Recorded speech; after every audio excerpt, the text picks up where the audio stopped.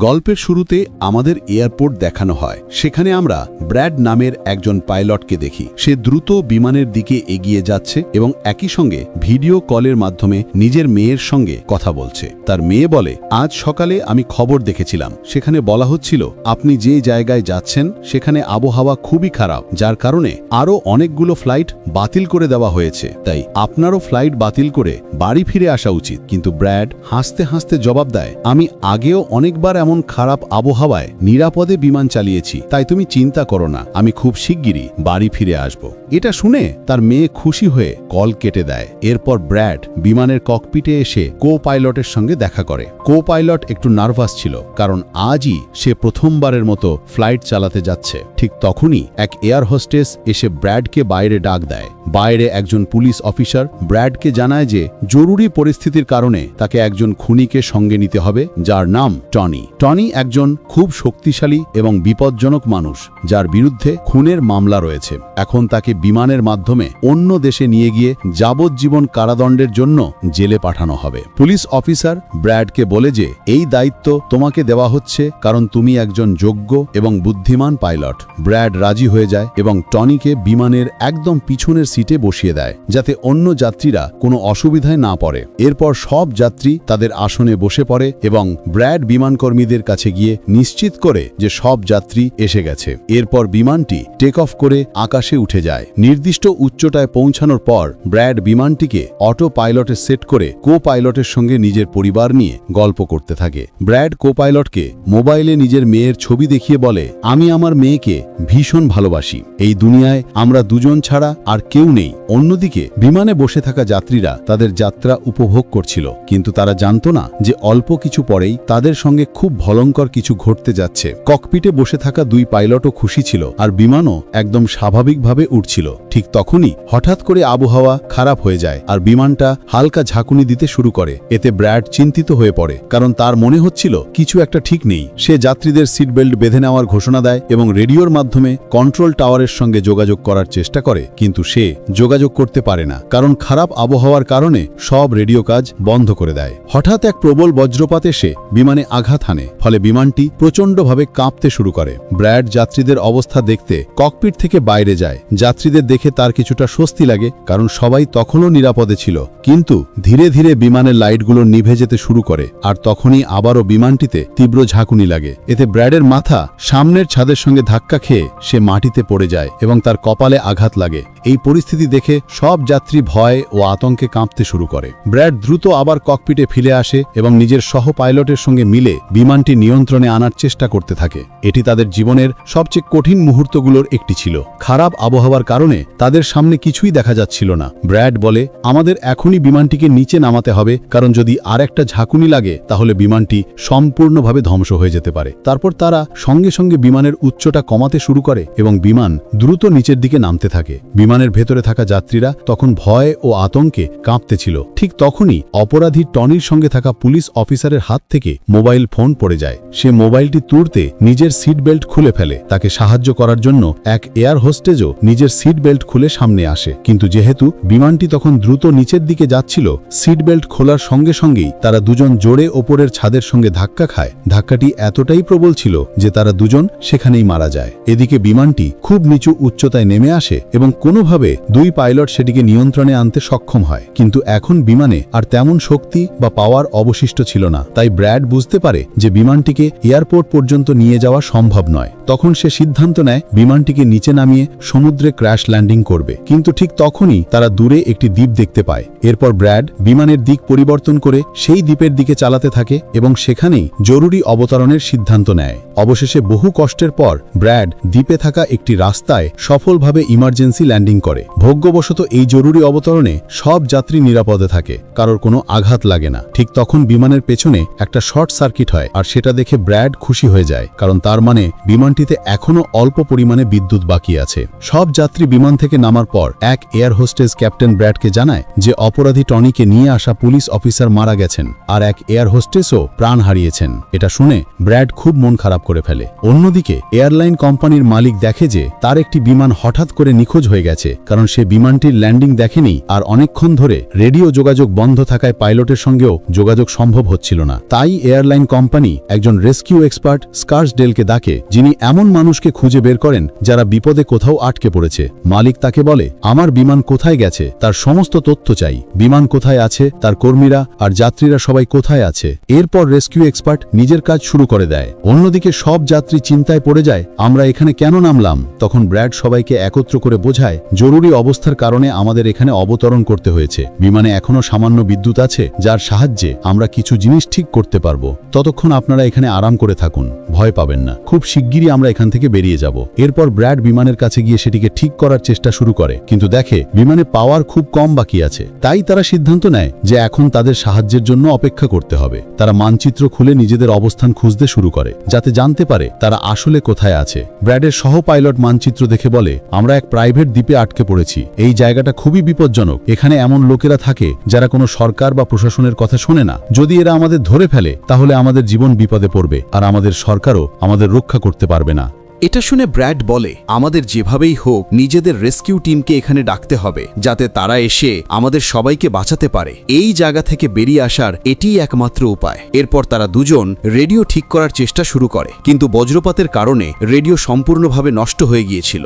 এখন ব্র্যাড সব যাত্রীদের কাছে গিয়ে জানায়, একটা প্রযুক্তিগত ত্রুটির কারণে রেডিও কাজ করছে না, কিন্তু আপনারা চিন্তা করবেন না। ব্র্যাড সবাইকে আশ্বস্ত করে বলে, আমরা দ্বীপের অন্য পাশে গিয়ে কোনোভাবে রেডিও বা যোগাযোগের ব্যবস্থা খুঁজে বের করব। তারপর কন্ট্রোল টাওয়ারে আমাদের অবস্থান জানিয়ে রেস্কিউ টিমকে এখানে পাঠানোর অনুরোধ করব, যারা এসে আমাদের সবাইকে উদ্ধার করবে। এরপর ব্র্যাড একটি বড় সিদ্ধান্ত নেয়। সে বলে, আমার সঙ্গে টনি যাবে। এই কথা বলেই সে টনির হাত কড়া খুলে দেয়। তারপর ব্র্যাড কো পাইলটকে বলে, তুমি বিমানের পাওয়ার সিস্টেম রিপেয়ার করার কাজ শুরু করো। আমি যত দ্রুত সম্ভব কোনো যোগাযোগের মাধ্যমে রেস্কিউ টিমকে এখানে আনতে চেষ্টা করব।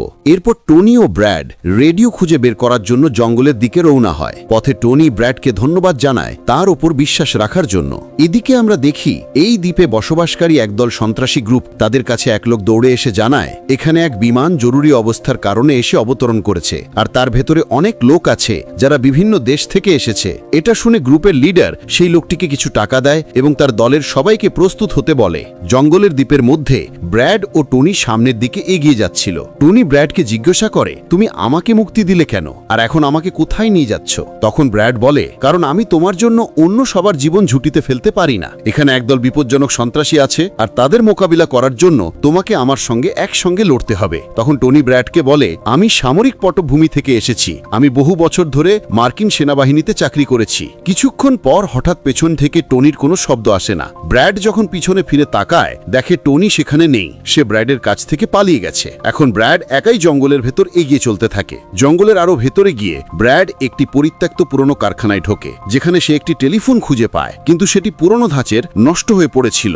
এরপর ব্র্যাড পাশে থাকা তারগুলো জোড়া দিতে শুরু করে এবং কিছুক্ষণের মধ্যেই টেলিফোনটি কাজ করতে শুরু করে। ব্র্যাড দ্রুত কোম্পানির হেল্পলাইন নম্বরে কল করে। সে হেল্পলাইন কর্মীকে নিজের অবস্থান ও পুরো পরিস্থিতি জানিয়ে দেয়, কিন্তু লাইনের সমস্যা থাকার কারণে তার কথা ওখানকার ব্যক্তির কাছে পরিষ্কারভাবে পৌঁছাচ্ছিল না। ফলে হেল্পলাইন কর্মী কলটি কেটে দেয়। তখন ব্র্যাডের মাথায় এক বুদ্ধি আসে। সে নিজের মেয়েকে ফোন করে এবং তাকে নিজের অবস্থান সহ সব তথ্য একটা কাগজে লিখে তার অফিসে পৌঁছে দিতে বলে। কিন্তু ঠিক সেই কথোপকথনের মাঝখানে পিছন থেকে একজন এসে ব্র্যাডের উপর হামলা করে। ব্র্যাড অনেক কষ্টে তাকে কাবু করে ফেলে এবং মারধর করে অজ্ঞান করে দেয়। ঠিক তখনই ব্র্যাড টের পায় আরেকজন লোক ঘরে ঢুকছে, তাই সে দ্রুত লুকিয়ে পড়ে। কিন্তু দেখা যায় সেই লোকটি আর কেউ নয়, টনি। টনি ইতিমধ্যেই অনেক গুন্ডাকে মেরে তাদের অস্ত্র দখল করে ফেলেছে আর সে ব্র্যাডকে ডেকে বলে, ভয় পেও না, বাইরে এসো। তারপর যখন ব্র্যাড সামনে আসে, টনি তাকে নিজের নিরাপত্তার জন্য একটি বন্দুক হাতে তুলে দেয়। এরপর তারা দুজন কারখানার নিচতলায় নেমে যায়, যেখানে তারা একটি ক্যামেরা খুঁজে পায়। ক্যামেরার রেকর্ডিং ও পাশে পড়ে থাকা কিছু পাসপোর্ট দেখে তারা বুঝতে পারে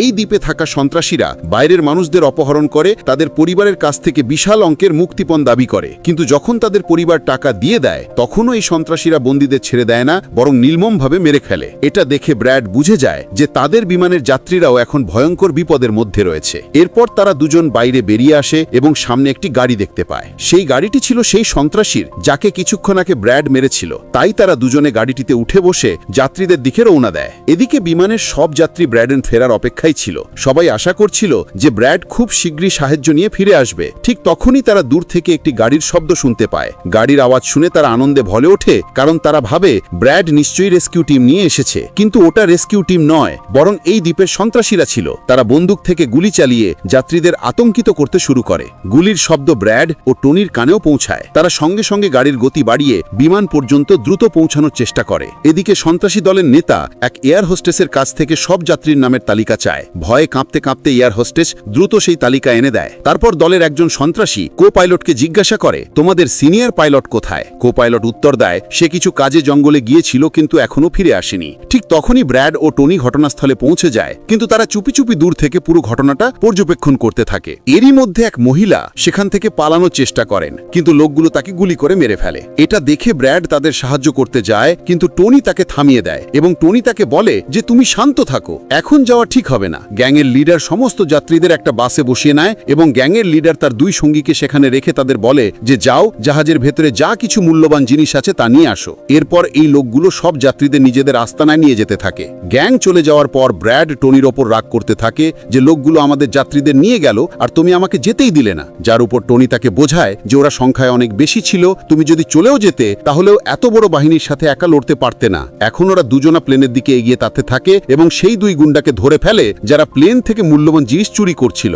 ব্র্যাড বন্দুকের মুখে তাদের জিজ্ঞাসা করে যে তোমাদের লিডার যাত্রীদের কোথায় নিয়ে গেছে, যার উপর সে জানায় যে এখান থেকে কিছু দূরে আমাদের একটি আস্তানা আছে এবং ওরা সবাই সেখানে গেছে। অন্যদিকে ব্র্যাডের মেয়ে রেস্কিউ এক্সপার্টের কাছে ব্র্যাডের লেখা কাগজটা দিয়ে দেয়, যাতে প্লেনের লোকেশন ও সমস্ত তথ্য লেখা ছিল। রেস্কিউ এক্সপার্ট স্যাটেলাইটের সাহায্যে প্লেনের লোকেশন খুঁজে বের করে। তারা জানতে পারে যে প্লেনটি একটি দ্বীপে আটকে পড়েছে এবং তারা এটাও জানতে পারে যে এই দ্বীপে একটি বিপজ্জনক আতঙ্কবাদী গোষ্ঠী আছে। এরপর সেই রেস্কিউ অফিসার তার এক প্রাইভেট আর্মির ক্যাপ্টেনকে ফোন করে এবং তাকে পুরো পরিস্থিতি বুঝিয়ে সেই দ্বীপে যেতে বলে। প্রাইভেট আর্মির ক্যাপ্টেন রাজি হয়ে যায় এবং তার সঙ্গীদের সাথে টাকায় ভরা একটি ব্যাগ এবং অনেক অস্ত্রের ব্যাগ গাড়িতে লোড করে সেই দ্বীপে যাওয়ার জন্য তৈরি হয়ে যায়। ব্রেড দেখল যে সন্ত্রাসীরা যাত্রীদের নিয়ে যাওয়ার আগেই জাহাজের কো পাইলট জাহাজের পাওয়ার সিস্টেম মেরামত করে ফেলেছে এবং ব্রেড দেখল যে জাহাজের বিদ্যুৎ ফিরে এসেছে। এটা দেখে সে খুব খুশি হয়। এবার ব্রেড তার ইউনিফর্মে একটি বার্তা লিখে রেখে দেয় আসন্ন প্রাইভেট আর্মি টিমের জন্য এবং টনির সাথে সেই জায়গায় রওনা হয় যেখানে গ্যাংয়ের লোকেরা বিমানের সমস্ত যাত্রীকে নিয়ে গিয়েছিল। জঙ্গলের রাস্তা ধরে তারা দুজন সন্ত্রাসীদের আস্তানায় পৌঁছায় এবং তারা গাড়ি থেকে নেমে গোপনে সেই জায়গায় প্রবেশ করে যেখানে সমস্ত গুন্ডা যাত্রীদের ভয় দেখিয়ে তাদের ভিডিও তৈরি করছিল, যাতে তারা সেই ভিডিওগুলি তাদের পরিবারকে পাঠিয়ে তাদের কাছ থেকে টাকা আদায় করতে পারে। অন্যদিকে রেস্কিউ বিশেষজ্ঞের পাঠানো প্রাইভেট টিমও প্লেনের কাছে পৌঁছে যায়, কিন্তু সেখানে কাউকে না পেয়ে টিমের নেতা প্লেনের ভিতরে গিয়ে পরীক্ষা করেন। সেখানে তারা দুজনের মৃতদেহ খুঁজে পান। এরা ছিল সেই দুজন যাদেরকে গ্যাংয়ের নেতা প্লেন থেকে সমস্ত মূল্যবান জিনিস চুরি করতে বলেছিল, কিন্তু ব্রেড তাদের দুজনকে মেরে ফেলেছিল। প্রাইভেট টিমের ক্যাপ্টেন ব্রেডের রেখে যাওয়া বার্তাটিও পান, যা ছিল সেই সন্ত্রাসী গ্যাংয়ের আস্তানা পর্যন্ত আসার রাস্তা।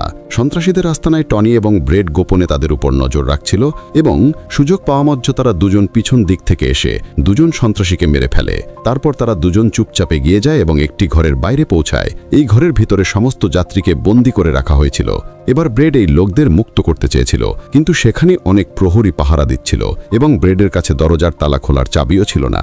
এরপর তারা দুজন এক একে সেই প্রহরীদেরকে মেরে ফেলে এবং টনি তো হাতুড়ি তুলে অনেক প্রহরীদেরকে হাতুড়ি দিয়ে আঘাত করে। এখানে ব্রেড এক প্রহরীর কাছ থেকে চাবি নিয়ে যাত্রীদের ঘর থেকে মুক্ত করে দেয়। সেই তাদের বলে যে তোমরা সবাই তাড়াতাড়ি সেই বাসে উঠে পড়ো যে বাসে করে সন্ত্রাসীরা তোমাদের এখানে এনেছিল, এবং তারা সবাই দ্রুত সেই বাসে গিয়ে বসে পড়ে। ঠিক তখনই টনি ব্রেডের কাছে এসে জানায় যে এখান থেকে গাড়ির মাধ্যমে বাইরে বেরোনোর শুধুমাত্র একটি পথই আছে, কিন্তু সেখানে বন্দুক হাতে অনেক গুন্ডা দাঁড়িয়ে আছে যারা আমাদের দেখলেই আমাদের উপর গুলি চালানো শুরু করে দেবে। যখন ব্রেড যাত্রীদের দিকে তাকায় তখন তারা সবাই খুব ভয় পেয়েছিল। এখন ব্রেড নিজের জীবন বিপন্ন করে একটি সিদ্ধান্ত নেয় এবং টনিকে বলে যে আমি সেখানে উপস্থিত সমস্ত সন্ত্রাসীর মনোযোগ সরাবো এবং তুমি সুযোগের সদ্ব্যবহার করে সমস্ত যাত্রীকে এখান থেকে নিয়ে যাবে। প্রথমে টনি ব্রেডকে এমনটা করতে বারণ করে। সে বলে যে এমনটা করলে তারা তোমাকে মেরে ফেলবে, কিন্তু ব্রেড বলে যে এর বাইরে আমাদের কাছে আর কোনো রাস্তা নেই। এটা শুনে টনি রাজি হয়ে যায়। ব্রেড সেখান থেকে বেরিয়ে সন্ত্রাসীদের কাছে আসে সেখানে ব্রেড গ্যাংয়ের নেতার সাথে কথা বলে যে আমি সাহায্যের জন্য জানিয়ে দিয়েছি, শীঘ্রই এখানে উদ্ধারকারী দল এসে পৌঁছাবে, তাই সমস্ত যাত্রীকে এখান থেকে যেতে দিন। এটা শুনে সমস্ত গ্যাংয়ের লোক ব্রেডের উপর হেসে ওঠে এবং ব্রেডকে মারতে শুরু করে। গ্যাংয়ের প্রধান বলে যে এভাবে কিভাবে ছেড়ে দেব, টাকা ছাড়া আমি কাউকে ছাড়ি না। আর এখন যখনই তারা ব্রেডকে মারতে যাচ্ছিল ঠিক তখনই সেখানে প্রাইভেট রেস্কিং টিম এসে সন্ত্রাসীদের উপর আক্রমণ করে এবং অনেকক্ষণ ধরে গুলি চালানোর পরে গ্যাংয়ের অনেক লোককে মেরে তারা ব্রেডকে মুক্ত করে এবং ব্রেডকে বাসে তুলে এখান থেকে চলে যায়। এখানে গ্যাংয়ের নেতা দেখল যে তার অনেক সঙ্গীর সাথে তার ছোট ভাইও মারা গেছে। এটা দেখে সে খুব রেগে যায় এবং শপথ করে বলে যে সে এই লোকেদের মধ্যে একজনকেও ছাড়বে না এবং সবাইকে বেছে বেছে মারবে। এরপর সে তার টিমকে বলে যে তাড়াতাড়ি তৈরি হয়ে নাও, আমরা শীঘ্রই এই লোকদের মারতে বেরোবো। বাসে প্রাইভেট টিমের ক্যাপ্টেন সবাইকে জানায় যে আমরা মাত্র 5 জনের একটি ছোট প্রাইভেট টিম, যারা শুধু তোমাদেরকে বাঁচানোর মিশনে এখানে এসেছি এবং আমরা কোনো রেস্কিউ টিম নই। রেস্কিউ টিমের এখানে আসতে আরও কিছু সময় লাগবে। এটা শুনে ব্রেড ঘাবড়ে যায় এবং বলে যে আমাদের হাতে সময় নেই, কারণ গ্যাংয়ের লোকেরা শীঘ্রই আমাদের পিছু নেবে এবং আমাদের দেখলেই আমাদের মেরে ফেলবে। কিন্তু আমার কাছে একটা বুদ্ধি আছে। জাহাজের কাছে পৌঁছানোর পর ব্রেড সমস্ত যাত্রীদের বলে যে জাহাজে পাওয়ার ফিরে এসেছে, অর্থাৎ এখন জাহাজ চালু হবে এবং আমরা দ্রুত এখান থেকে বেরিয়ে যাব। তাই আপনারা সবাই তাড়াতাড়ি জাহাজে উঠে পড়ুন, কারণ আমরা রেস্কিউ টিমের জন্য অপেক্ষা করতে পারি না, তাদের এখানে আসতে সময় লাগবে এবং আমরা যদি এখানে থাকি তবে সেই সন্ত্রাসীদের হাতে মারা যাব। এটা শুনে সবাই প্লেনে উঠে পড়ে। অন্যদিকে ব্রেড প্লেনের সমস্ত চেকিং করতে লেগে যায় এবং প্রাইভেট টিমের লোকেরা আগত বিপদের জন্য প্রস্তুত হয়ে বসে থাকে। ঠিক তখনই হঠাৎ সেই সন্ত্রাসী দলটি এসে তাদের ওপর হামলা করে দেয়। তাদের দেখে প্রাইভেট টিম তাদের আটকাতে লেগে যায় এবং এখানে দুই দিক থেকে প্রচুর গুলি বিনিময় হয়। কিন্তু এই প্রাইভেট টিমের কাছে বেশ ভালো বন্দুক ছিল, যার কারণে তারা অনেক গুন্ডাকে মেরে ফেলে। ব্রেড তাড়াতাড়ি প্রাইভেট টিমের লিডারকে জানায় যে আমি পরের 5 মিনিট পর জাহাজ চালু করতে চলেছি এবং তোমরা সবাইও তাড়াতাড়ি জাহাজে উঠে পড়বে। এরপর ব্রেড টনির কাছে যায় এবং তাকে ধন্যবাদ জানায় যে সে তার এত কঠিন সময় তাকে সঙ্গে দিয়েছে। ব্রেড নিজেকে গুলি থেকে বাঁচিয়ে ভেতরে জাহাজে এসে তার কেবিনে বসে তার সহকারী কো পাইলটের সাথে মিলে প্লেন চালু করতে লেগে যায়। অন্যদিকে টনির কাছে গুলি শেষ হয়ে যায়, আর যখন সে বুলেট খোঁজার জন্য প্রাইভেট টিমের ব্যাগ চেক করে তখন সে সেখানে টাকায় ভরা একটি ব্যাগ খুঁজে পায়। কিন্তু এই সময় টনি টাকা ছেড়ে অন্য ব্যাগ থেকে গুলি বের করে আবার সন্ত্রাসীদের সাথে লড়াই করতে শুরু করে দেয়। এদিকে ব্রেডও প্লেনটিকে ডান দিকে ঘুরিয়ে দেয়। এবার প্রাইভেট টিমের সৈনিকেরাও একে একে জাহাজে উঠতে শুরু করে আর টনি তাদের কাভার ফায়ার দেয়। পাওয়ার ফিরে আসার কারণে রেডিও কাজ করতে শুরু করে। এবার ব্রেডকে প্লেনের কোম্পানির মালিক জানায় যে সে তাকে একটি নিরাপদ জায়গা বলে দেবে যেখানে তারা যেতে পারত এবং যা এখন তাদের বেশ কাছাই ছিল। ব্রেড এয়ারলাইন কোম্পানির মালিকের বলে দেওয়া জায়গার দিকে জাহাজটিকে নিয়ে যায়, কিন্তু তখনই আরও একবার জাহাজের ইঞ্জিনে আগুন লেগে যায় এবং জাহাজটি বিধ্বস্ত হতে শুরু করে। তাই ব্রেড আবার জরুরি সতর্কতা ইমার্জেন্সি ওয়ার্নিং চালু করে এবং ধীরে ধীরে জাহাজটিকে নিচে রানওয়েতে নামানোর চেষ্টা করে। অবশেষে অনেক কষ্টের পর ব্রেড জাহাজটিকে রানওয়েতে নামিয়ে দিতে সক্ষম হয় এবং সবার জীবন বেঁচে যায়। ব্রেড এবং তার সহকারী কো পাইলট খুব খুশি হয়। অন্যদিকে প্লেন কোম্পানির মালিক এবং তার দলও খুব খুশি ছিল।